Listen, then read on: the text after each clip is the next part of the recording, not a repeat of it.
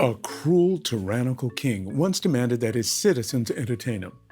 Whenever he grew bored by any of their talents, he would have them carried away in chains and placed in cells. Over the years, the dungeon had become full of people who had attempted to entertain him.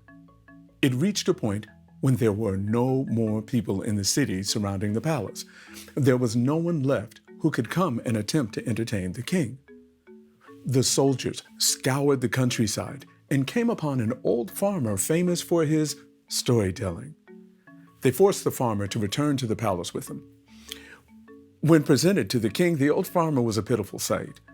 He wore tattered clothing and was not presentable at all. "Go ahead," demanded the king. "Tell me one of your famous stories." The farmer launched into a tale he had shared with many over the years.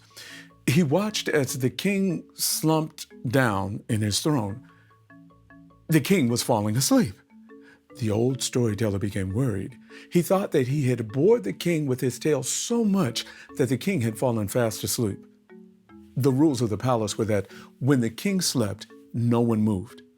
The entire court stood like statues as the storyteller finished his story. The king slept. More than 4 hours passed when the king finally stirred. The farmer trembled with fear. The king woke. Looking into the eyes of the old farmer, he began to smile. "I have not slept that well in many years," cheered the king. He explained how his mother used to share stories with him when he was but a young prince. Those stories in the evenings would put him to restful sleep. The king rewarded the farmer. He even became a better ruler, releasing all whom he had incarcerated, all because of stories.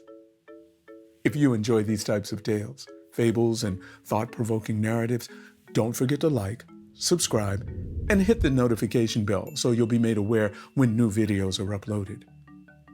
So, until our paths cross again, soon, hopefully, Doni Doni, Kunoni Benyagada, or little by little, the small bird manages to build its nest.